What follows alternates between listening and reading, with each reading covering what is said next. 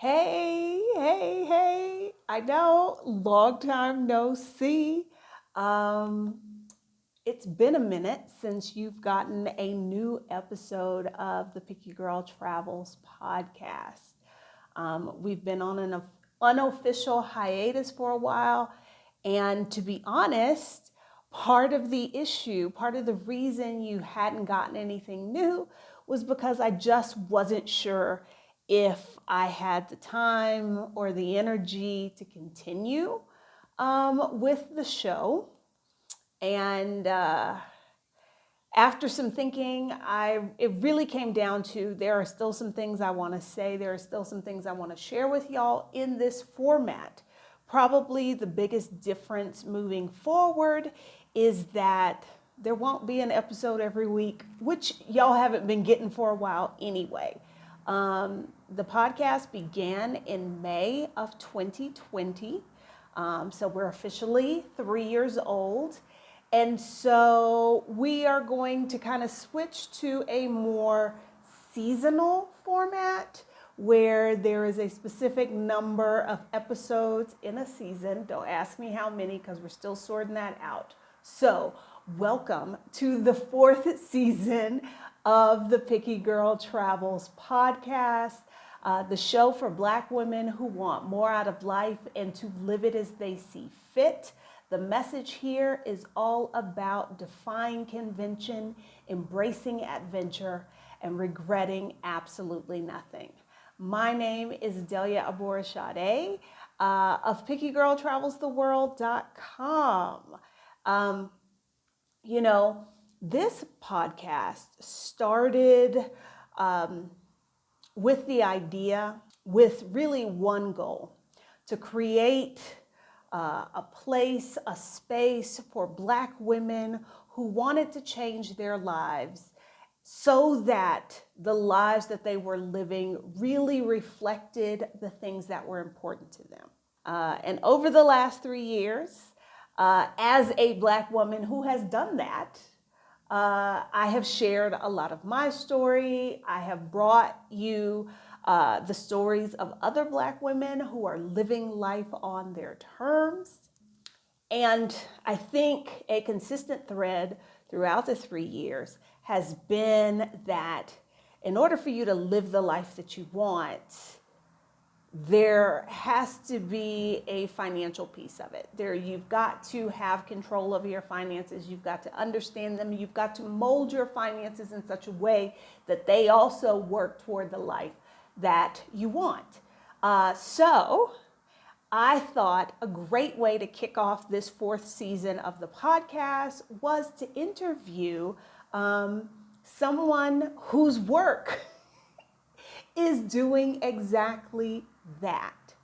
I think y'all are going to enjoy this, and I think for some of you, this is going to provide another avenue in which you can receive help along your journey that you might not have known existed previously.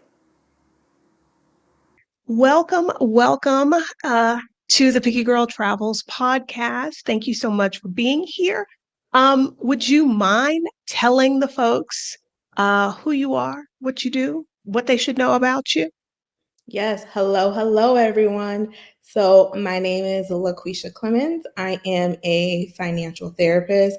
I'm a licensed clinical social worker and an accredited financial counselor. What I do is I help individuals and couples understand their emotional and behavioral habits when it comes to money, because money is definitely more than the number. It's definitely more than just a budget. So it is extremely important for us to know our emotional connection when it comes to money. Okay, so I see the letters after your name. I am mildly familiar with a licensed clinical social worker, but you mentioned that you are an accredited Financial financial counselor. Yep. counselor. Okay.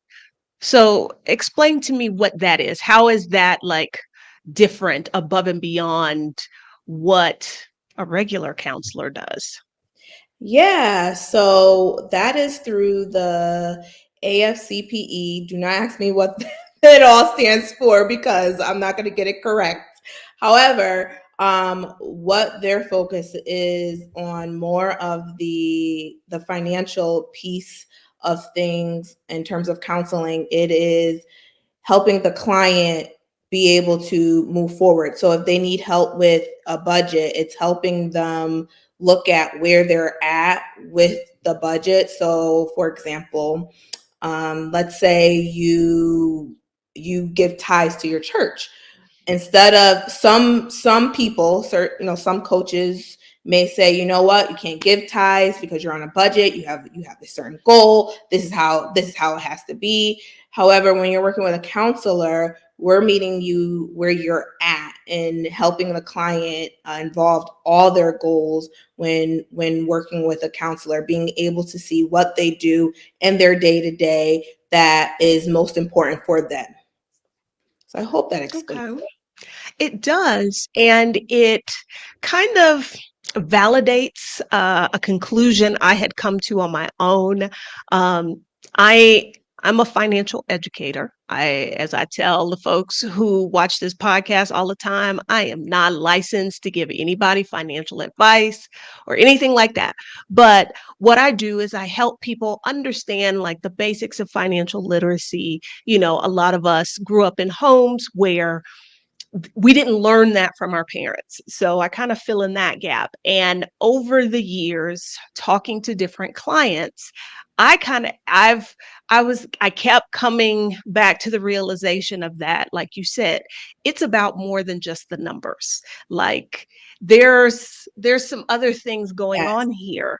A lot of the way we act or the way we handle our money, the financial choices we make are definitely related to, there's a psychological element. And I don't have the training you do, but that's what kept playing in the back of my mind, which is low key why I was on the internet Googling financial therapist and came across your name. So, like I said, that validates the conclusion that I came to. Now, this is a very niche career field. Yeah. How on earth did you end up here? And I'll say this, the financial therapy field is very emerging, because why are we not talking about the mental health piece and the financial piece together? Why hasn't that been talked about? And what I find is with a lot of therapists is they'll tend to like run away from the minute somebody starts talking about money, and it's not their fault. We're just, money wasn't something that has been talked about until now we're trying to like bring this more to the forefront. So to answer your question on how I ended up, niching down to this, well, that's a little bit of a journey for me. So I'll start with at 18, I could not wait to get a credit card. I just kind of looked at credit card like, oh, I'm gonna get this like free money, or I knew I had to pay it back, but I get to pay it off over time. I get to pay just $25 a month. I get all this time in the world, but I get to get what I wanted right then, right now. Well, I got my first credit card at 18. I got several other credit cards after that, because I would go inside a store, the store cards, they'd be like, oh, you get 5% off if you sign up. And I was like, oh, sure, I'll sign up. So I quickly entered into a lot of credit card debt, a lot. And to the point where, I'm working and I'm saying to myself, well, where's my money going? Why can't I save? Why can't I do the things I really want to do? Where is it going? And all I was doing was paying creditors. And it even got to a point where I didn't have enough money to pay the creditors. So it was very, very hard. So I'm saying to myself, well, why am I like this? Why is this happening? How did I get here? Why am I ended up in so much credit card debt? And I didn't like the feeling I was dealing with. So looking back, I found out, or not found out, but I realized that my mother, she would always say, put it on a credit card. You buy something, you put it on a credit card, you just pay it off over time. You pay it off over time. So I had adopted that thinking of I put it on a credit card and I pay it off over time, not really thinking about the interest rate that's on credit cards, not thinking about, you could rack up so much that you still may not end up being able to afford that minimum payment. So all those things happened, and I'm getting my social work degree, and I'm also meeting with clients who were having some financial struggles, and I'm like, wow, like this thing with money is all around me. So I did some work on myself. And I was like, I want to help others. Like, here I am. I learned some boundaries. I learned what I value most for my money. I understood credit cards. I actually learned how to use credit cards to my benefit and to my advantage. So once I did that, I said, okay, I'm a social worker. Let me help others now. Let me help other people reach their financial goals. Let me help other people understand why they may be struggling to reach some of their financial goals. So I wanted to jump in here, and just as you did doing some Googling, I started doing some Googling and found the Financial Therapy Association and really enjoyed the connections I was making with them. And I was all in. And now I'm like, this is all I want to do. Out of all the therapy, I said, this is financial therapy is it. Like, this is all I want to do. I enjoy it. Like, I just get, everyone sees this bright light that comes off with me. I'm like, I just love talking about it and helping people understand their money story and that connection between money and your emotional health. It's very interesting. What you said about getting a credit card, that first credit card. I didn't hear anything in there about interest. You understood the basics, like you could put it on here today, you pay for it later. And then when you said that your mom was like, you put it on a credit card, blah, blah, blah. I wonder how different things would have been for you if your mother had framed it as, when you put it on the credit card, you're actually taking out a loan. Mm-hmm. Because that's a conversation I had to have with my child, that carrying credit card debt is not just, well, first of all, that it's debt. Yes. And it's not something that you just do. Like, there's no end to it. It's a perpetual thing. I'm like, every time you use that card and you don't have the money to pay it off at the end of the month, what you're saying is, I need to take out a loan to buy this. Yeah. And so it's something as small as that. I'm sure there are lots of other things that you picked up from your mom, but that one little thing, look at the implication that it had on your financial life. Exactly. And my mom, again, she didn't know what she don't know. Like, she Yes. obviously, our moms, they try our best. And you're right. I'm sure she could go back in time. She would probably reword what she was saying to me. And knowing that it had like the impact that it did around my financial life as I'm transitioning now into becoming an adult and figuring out the world, figuring out what I'm supposed to be doing around me. But at the same time, I'm very fortunate to have gone through this because I learned my lessons from it, and it leads me here. Exactly. Now, you mentioned you now know how to use credit cards to your advantage. Can you talk about what you mean by that? I like that question because I call it the credit card game. It is a game. My husband and I, we use a credit card for everything now. And this is how funny how things have turned so much for me. We use a credit card for everything, anything that we're normally going to pay for, groceries, cell phone bill, whatever those things are that that you would have paid your everyday expenses with, gas. We use a credit card for.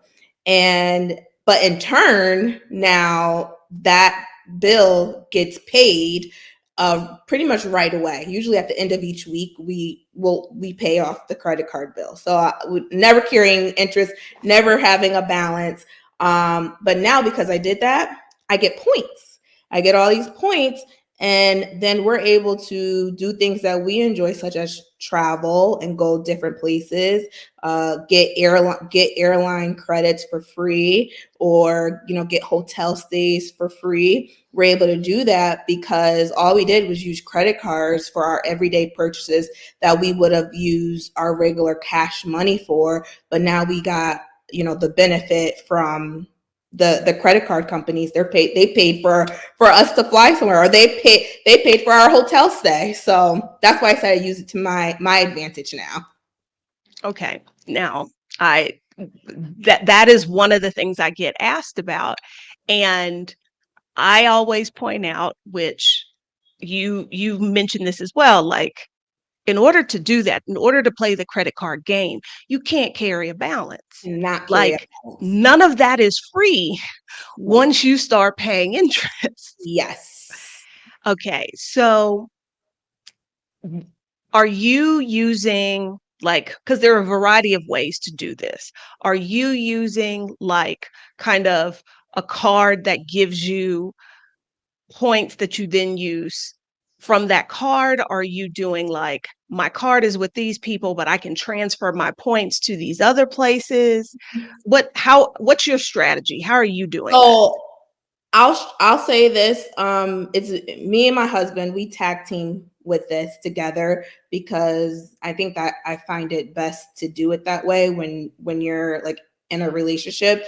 And our strategy is, it is not the basically our strategy is we sign up for different cards, and maybe I'll add him as an authorized user, or he'll add me on a certain card as an authorized user. So then that way, like, maybe we're working on one card that I applied for, and we get that introductory bonus. And then once that introductory bonus has passed, maybe depending upon like what's going on or what we have going, or just where we stand, if we're feeling like we should get another card, it may be his turn then to get a credit card, and we'll move all of our everyday expenses over to that card so that we can get that bonus. Because the sign up bonus usually are so big, like you got to make sure you hit whatever that limit is, whatever the amount is. And I always tell people, you'd be surprised. You may think that it's too much money that to hit, but you'd be surprised at what you spend on just your everyday expenses. And you can definitely hit it. You don't have to go out and buy something extra that you wouldn't have bought. You just use it what you would have been using for cash. So we kind of tag team each other. And can I mention names on here? Because it'd be better if I can give examples. Yeah. Yeah. I mean, as far as I know, that's not a problem. And I'm sure the ladies in the audience are like, yes, girl, tell us the names. Okay. So I'm just gonna, because it's better for me to explain it that way. So like Marriott has an American Express card, and there's Marriott everywhere. You could find a Marriott somewhere if you're going places. So we use Marriott quite often. So what we do is, like, I signed up and we got the introductory bonus points. We got all the additional points they would give out, such as like for gas and for groceries. I think it was like 6 times the amount of points. We actually kept them. We still have them, but we use them for a whole year. And then my husband now just recently signed up for Marriott. So now we took everything and all of our everyday expenses are over there on his card now. And mine's is kind of, I would say, resting. Like, it's kind of taking that back seat where now we're not using it as much because I'm not getting that introductory bonus points, and he has more of that benefit. So we want to make sure we're maximizing getting the benefits from him. So does that make more sense? Yeah. Okay. Yeah, it does. So, because, there's like brand loyalty, Yeah. So you can pick a specific brand. They have a card. Their card adds you points. Like for instance, I'm trying to think of why I did this. I think it was because I needed to buy. I needed to buy a plane ticket, or the Amex, the Delta Amex had a lot of points. It was something like that. And I had big purchases coming up, and I was like, okay, I can meet the minimum spend. And so I did that. But what that also would, a normal person would then like try and fly Delta as often as possible, because you get more points by using your Delta credit card to buy Delta miles. Um, I'm not great at this. This is why I'm asking you these questions, because folks ask me and I'm just like, it, that's too much work. Anything that's It- too much work, I'm not trying to do. And yeah. so like being brand loyal, or like, I live in Mexico, and although Aeromexico and Delta partner, and Ah, sometimes I can game them by going to Delta's website, buying a flight that is technically an Aeromexico flight, I ah, still get double points. But a lot of times, the Aeromexico flights, especially for the ones that are specifically only inside of Mexico, uh, will not show up. And so ah. then like I get some miles from the Delta Sky um thing, but I don't get, so I was like, do I need to get an Aero Mexico credit card? Like, I don't know. Yeah, Um it and can be a lot of, it can definitely be a lot of work. That's why it I would say you gotta, brand loyalty is one, or you can just get one of the, like American Express is probably one of the better cards. I think it's the gold card, I believe, that they have a lot of good, like you can go into their travel like portal to do like the flights and stuff. But I believe also when doing that, usually those flights are just cost a little bit more money, which that's what I noticed. I have another card and I have never used the booking portal. Never mhm, used that. And when I went to do it, I was like, okay, these prices are not the same. no. So so for me, it hasn't really been that thing. But also, another reason that I don't is because I don't live in the US. So a lot of the things that you can put on a credit card, I can't. Or like my electricity bill is like $3. Ah, That's not gonna earn me that many no, points. no, it's not. No, it's not. So it's one of the reasons I don't get too wrapped up in that.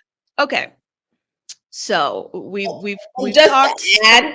just to Uh add, as huh. we talk about the credit cards, another great benefit to a lot of these cards is you could get the TSA pre-check or the global entry. So those who do travel often can just get that through these credit Yes. cards. They will pay for it. Yeah. So there are some benefits.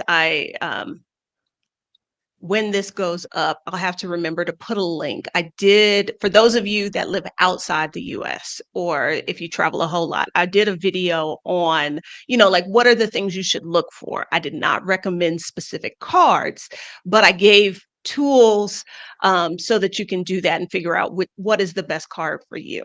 Oh yes, Okay. perfect. Now, you kind of mentioned the fact that like your initial struggles with credit kind of helped you along the way of the path that you're on. Um, and I don't know. I would find that very useful, that if I'm going to go talk to somebody and pour my heart out about my financial issues, that it's somebody who has lived that life, not somebody who's like, I can't identify with this at all. Do you find that in your work, that being able to like draw from your personal experience is helpful? Yeah, actually I do. And I again, I'm an open book when it comes to this. So I love to tell people all the time like what I've been through, what my story is, and the fact that I was able to overcome it, because a lot of times when people are coming to me, it's because they are in that rut and they're feeling down and they don't see that light at the end of the tunnel. But then I'm able to be like, look, there is a light. Now, what I do find happening is a lot of people want that light at the end of the tunnel, or to get to the end of the tunnel like tomorrow. and and I have to be like, it's not going to be that fast. So that's a little bit of the struggle. Like it took me some years. I mean, I'm out of credit card debt. I've been out of credit card debt now for at least 5 years. But like it took me some years to get out of that. So I always have to tell people, like, it's a journey. It's a journey. It's not going to change overnight. It's a journey you have to go on. Financial therapy is still therapy, and it does not work by the end of the week. Now, in that same vein, how is like what you do as a financial therapist, or is what you do as a financial therapist different than like our regular ideas about what therapy is? Yeah. So, yes and no. So it's yes if you have been to traditional talk therapy. Definitely, like, we're gonna dig into the emotions, the past, because there could also be trauma, financial trauma that has happened before, and we'll work through those things. But at the same time, if, let's say, your goal is to get out of debt, we're also going to put together some sort of spending plan or financial plan that will help you get out of debt, because we do have to add the numbers in there, but we're also looking at that emotional piece. So if you come to me and the next week and you're like, look, I just had a really bad week. I was not able to stay on track at all. I'm going to look at, well, why that is, what is happening. I'm not going to come down on you about, why the numbers, why you couldn't save X amount of money. I'm not going to come on your number. I'm going to want to talk to you about what was happening and how do you overcome that, and how do you move forward so the following week you can keep reaching your goals. So that's why I say yes and no. It is traditional talk therapy, but it also has this like spin on your money, where I'm just able to understand like how to do a spending plan, how to do the budget, how to help build up credit, things of that nature. I had a client once where it became very evident that I could not help them because, as I mentioned, like, I can help you with the spending plan, but I can't help you with why is it that you are spending beyond your means? Like, you Yeah. need to do that in order to feel like a validated human. Like, I cannot help you with that. Um, so I think, and this is one of the reasons I want to talk to you, is because I feel like that part of the conversation doesn't get had enough.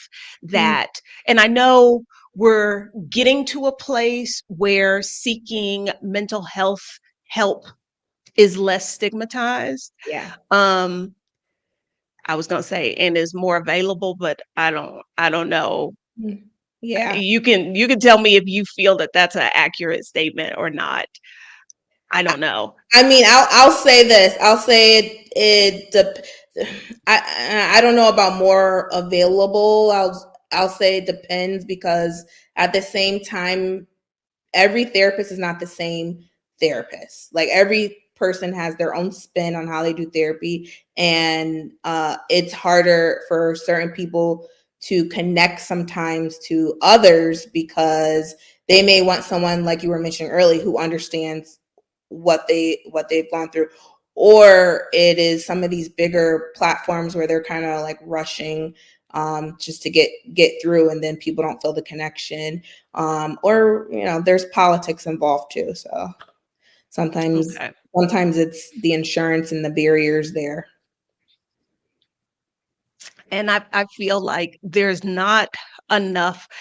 I guess this is actually symptomatic of a larger problem, because how much in the current American system is we only treat the symptoms. We don't like dig down into what the real problem is. And so I guess I shouldn't be shocked that so little conversation is happening about the psychological piece Yeah. of the financial stuff. But at the same time, like, we got to do better. Yeah. No, you're right. Absolutely. Absolutely. Particularly, in late stage capitalism, where many of us are starting to realize that, like, the way this is set up, like, it can't keep going like this. No. And a system that says, well, if you just pull yourself up by your bootstraps and, we villainize poverty and make it a personal failing and all of that sort of thing. So, now you were saying about, like, sort of like clicking with the person that you are getting therapy, because it's I would imagine, like any other healthcare practitioner, you may go to a OBGYN who the vibes are off, Yeah. and you're like, I don't want to go to them anymore. Yeah. I And so you are a Black woman. Mm-hmm. If I am going to get therapy from somebody, I want it to be a Black woman. Mm-hmm. Can you talk a little bit about what your experience is like there? Because I don't remember the statistic, but I know the number of Black healthcare practitioners is mental health practitioners is super small. Yeah, it's still very small. I don't have the numbers offhand, but I do know it's still small. And I'll say this: I have a lot of people that come to me because, just as you're saying, like they're like, "Well, I identify as a Black woman and I want someone who walks in those shoes because I feel like you're going to understand me more." Or maybe they have gone to somebody else who didn't look like them and they were like, no, they didn't get it. They just didn't get it. So a lot of times, they're especially being in this financial space, I have a lot of clients who seek me out because they're like, I know you're going to understand where I'm coming from when I try to explain stuff to you. I know, like, I don't have to give you this whole, lesson around certain things because you're going to get it. You have the cultural competence Yeah. already. Yeah, you're just gonna get it. I don't have to go through that with you. And again, it makes them feel comfortable. It's that connection. It's that you're not gonna look at me like something's off. Like, it's that understanding. Now, how would I know that I need to talk to somebody like you? That's a Let's great. say, because I would imagine if I'm already in therapy of some kind, Mhm. maybe I start to do some work and start to put 2 and 5 together and figure out, like, oh, when I was growing up, like, our Mhm. lights kept getting cut off, blah, blah, blah. Like, I might be able to put that together. But let's say I'm not in anybody's therapy. Mhm. How would I know that I could benefit from the services of a financial therapist? Usually, what happens is you start identifying some reasons financially that you're going through, struggles that you're going through that you can't understand why it keeps happening. So, for example, let's say you file bankruptcy and in a few years later, you're on the verge of going back to filing bankruptcy again. And usually people at that point, they're something's clicking and they'll say, something's not right. I don't understand why I'm back at filing bankruptcy again, or why maybe you got out of debt. Why am I back at getting in a whole bunch of other credit card debt? What is happening? Because sometimes people could be really good with numbers, really good with money, but again, we come back to that psychological piece. They aren't quite understanding why things are happening the way they do, why they do certain things. Another example of that, as we talk, as you mentioned, poverty and the system in general, is sometimes, let's say if the people around you, maybe they receive certain state assistance, and you now are in a place where maybe you don't need to receive those state assistance, but because you're so used to being on it, because you feel like I can't go off of this, it brings you a lot of anxiety to get off of that assistance, then you may be questioning, well, why am I declining a higher paying job just so that I can stay on this assistance? Like, is this something I should really be doing? So that might be another reason to seek out the financial therapist, so that you can move through emotionally and mentally what is happening there. What is that connection? And because I see that a lot within my practice, especially the scarcity mindset of worrying like the money's going to run out, or worrying that if you come off of the state assistance that you're going to fail in some ways. So I think those are some examples of the reasons why you might want to see a financial therapist. And that last example made me think about, these are some of the folks that I often see who, the work I do kind of exists at the intersection of like financial education, but also like moving abroad or like becoming a digital nomad. So I get a lot of women who are like, I don't know if I have enough money. Mm-hmm. And it's not about the math, because the maths. Mm-hmm. It's about, what if I leave and all of my money disappears? Or is this, and they say some astronomical amount of money, and they're like, is that enough money? Or do I need to keep working or keep doing, or get 2 other side hustles? And so I would imagine some of those folks could probably benefit from talking. Yes, Somebody like you. Absolutely. That is all the anxieties that come, and some of that limiting beliefs that happen. Definitely. Yes. They would definitely benefit from seeing somebody like me. Now, I'm completely ignorant here. Is there like, I'm somebody who's watching this and I hear myself being described. So I'm like, okay, I'm gonna go find me a financial therapist. Is there an expectation of like, oh, you should be in therapy for this for 6 months, a year, or is it just like an individual kind of thing? Well, that's a great question. It is more individual, because you know why? Like it's really based upon your needs. And I always tell that when clients come see me, maybe you only need me for a few months, maybe you need me for 6 months, maybe we need the whole year. I don't know until we really start digging into this work and seeing what is it that you need. So it's definitely more like individual, to their individualized needs. Okay. Um, in your experience how long have you been doing this? I've been solely doing this for about 4 years now. Okay.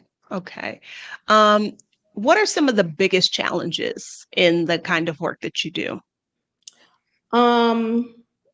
Honestly, the big challenge is what I mentioned earlier, of people wanting to get out of debt or raise their credit score tomorrow. Like, that is probably the big challenge, because they're coming to me in a panic, and I have to explain, like, you're not going to get out of this tomorrow. And they may be coming to me, we'll work through the emotional piece, but maybe we need to do a budget, and maybe their savings or where they want to put that extra money is very, very little to start off with. And again, they want this big, like, they want a bigger outcome. They're like, okay, I'm ready for a next. I'm like, it doesn't work. It doesn't work that way. So I see that as one challenge. The other one is being in this financial therapy space is still very limited in terms of there's just not a lot of people out there that focus in on this work. There may be some financial professionals who they like financial advisors or some CPAs where they may see some of the things, the mental health side with their clients, and then they struggle with trying to help that client. And I just wish we were able to come together a lot more. Like if we can figure that out. And that's where the Financial Therapy Association is coming in. They're trying to do that. But again, it's a slow process of bringing everyone, the mental health people and the financial people together, because this is something we should be working on together. So if somebody is interested, Financial Therapy Association is where you should go look, whether you want to do this kind of work or you want to be the beneficiary of this kind of work. Now, what you were saying at first about like folks wanting results tomorrow, the thing that immediately popped in my head is it's like losing weight.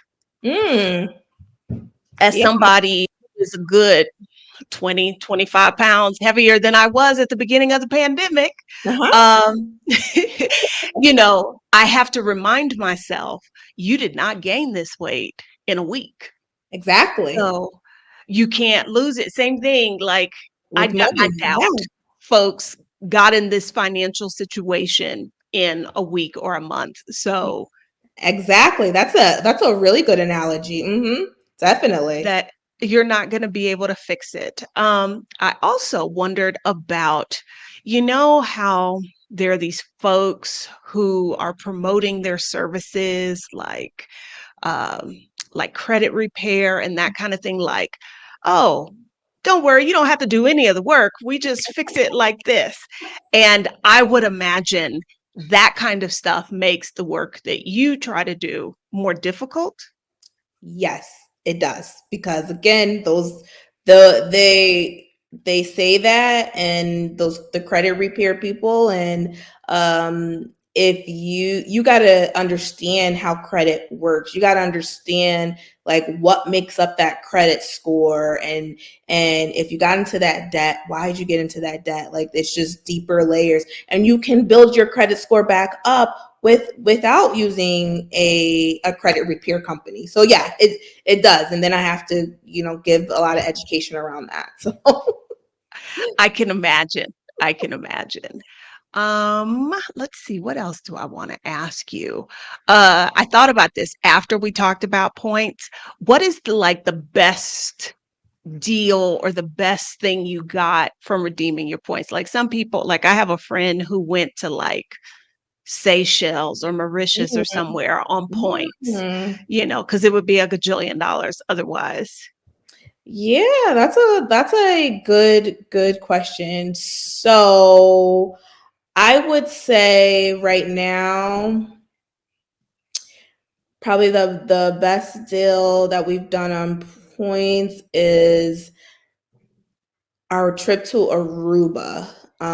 We're actually getting ready to go to Aruba in July, and we did that using points, our flight there and back, and our hotel stay. So that was probably like our best deal so far. But we want to do more traveling, going to other places, using those points. Because we love playing the point game. So. And I think that's important too. You enjoy that. Yeah, I enjoy it. Because sometimes I get people asking me questions about credit cards, and it's more of they feel like it's something they should be doing, playing the points game, but they really don't have the disposition for it. Yeah.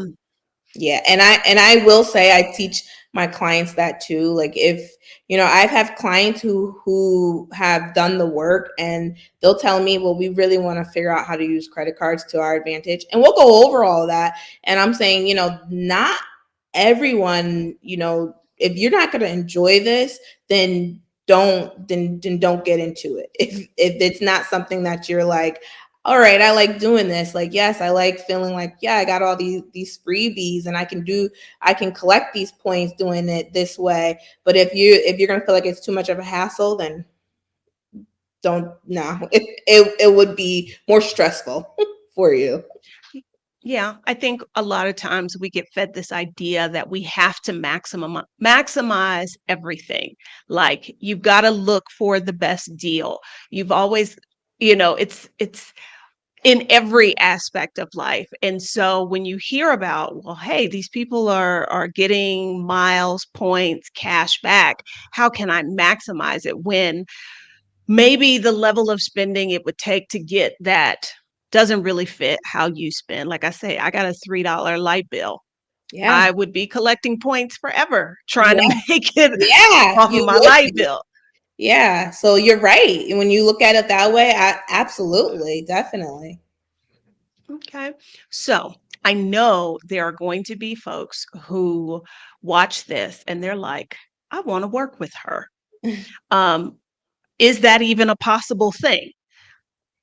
Yes, so it is. I am actually so we talk about the accredited financial, me being a counselor. So first let me say with the licensure, I am only licensed as a licensed clinical social worker in the state of Connecticut, but being an accredited financial counselor, I'm able to then take that throughout past the state lines. So I actually am moving into doing more groups if people are interested in that, where it's more of accountability groups and us continuing to also explore like your mindset around that. So for example, right now we're going to look at people paying off credit card debt.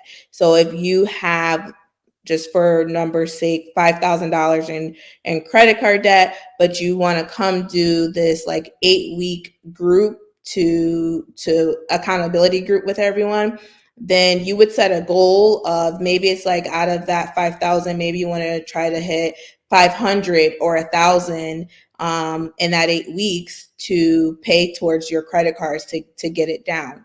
So in that group, what we're going to be doing each week is exploring our mindset, figuring out how we're going to hit our goals, because that's the other thing too, is we got to be realistic about these goals. So if you're somebody who you really want to get out of debt, but you have money going everywhere and there's nowhere to cut back, then, how do we do that? What does that look like for you? So I want to make sure we're being realistic on our goals. But we would explore and hold each other accountable for paying off those credit cards and it getting less and less and less. So it's going to be a very small group. Trying to do no more than 8 people, because I feel like if we're doing small and intimate, we have more times to really connect with each other. So I'm doing groups, and sometimes I'll have like the one-on-ones where they can work with me, which you could do that on my website, freedomlifetherapy.com, which I will give to you so that you can put in your show Okay. notes. It's going to be in the show notes. It will be linked below this on YouTube. That sounds really great because, like, that's not something I do. And I get folks who want that, but I don't really do that. And this idea, like, because like there's a lot of emotions that come with being in debt, feelings of Yeah. failure, all of that, and I just think about, if you're overwhelmed, how cool it would be to be with other people who are like, they can empathize with Mm-hmm. you, like help Mm-hmm. hold you accountable. So no, that sounds awesome. Now, you mentioned, as a social worker, you are only allowed to see clients in Connecticut. But Mm-hmm. because of this certification and the focus on the finances, not limited by state boundaries, are you limited by international boundaries? That is a really, really great question. And that would require me to do a little bit more digging into that, because Mhm. it hasn't come up before for me. It hasn't come up with anyone internationally I have worked with, but I would definitely look into that, especially with the who help AFCPE, who holds the certification that I have. So yeah, I would have to look into that a little bit more. Okay. Okay. Um, is there anything you would want the audience to know about anything, the work that you do, Yeah. therapy? I mean, what I would say is I'm big on knowing what your money story is. And what that is, let me explain, is your culture, your belief, and it can also be like situational because things could come up. But when you understand your money story, then you'll understand why you start making the choices that you make, and also then you can rewrite your money story. So I always tell people, your money story starts as a kid, and it can change as many times as it wants, because you're in control of it once you become that adult and the choices that you decide to make. But when you don't understand it, because a lot of people don't know. For example, I told you guys my story. But when you don't understand it, then that is why we make the decisions that we make. So try to understand where your money story is, what it is, and note that you can rewrite it. I love that because so many people get caught up with this is how it was when I was younger. They get like stuck in that and not realizing that they've got the power to rewrite Yeah, that, to change their money story, to be have it more aligned with the life that they want. I love that. yeah, Well, thank you absolutely. so much for giving me a little bit of your afternoon.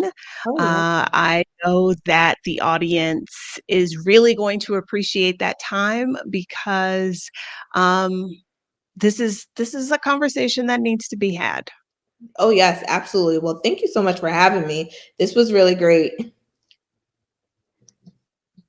I think the big takeaway from today's episode is that if you find yourself repeating patterns, financial patterns, or maybe not even specifically financial patterns, but you find yourself repeating patterns of undesirable behavior.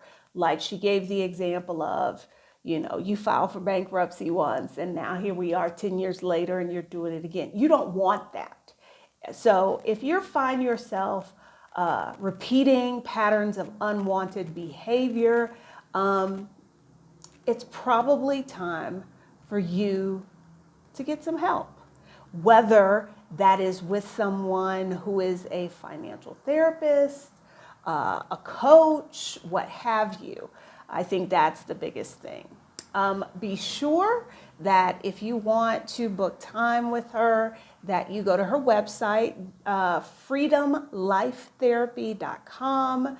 You can find her on Instagram, the money therapist underscore and the number one. Oh, and we forgot to talk about this during the episode, but she has a journal, and I think for a lot of you, this could be a game changer. It is called "It's More Than a Budget: A Guided Financial Wellness Journal." So, thank you for your support of the podcast over all of these years. If you are watching this here on YouTube, please like this video. That helps it become more visible in the algorithm. If there is a Black woman in your life who you think could benefit from something that was said here today, please share this with her. And if you are listening to this on a podcatcher like I was going to say iTunes, but that's not what it is, Apple Podcasts, and you have the ability to either rate the podcast or leave a review, please do that. That is the best way to show your support for what we do here. And until next time.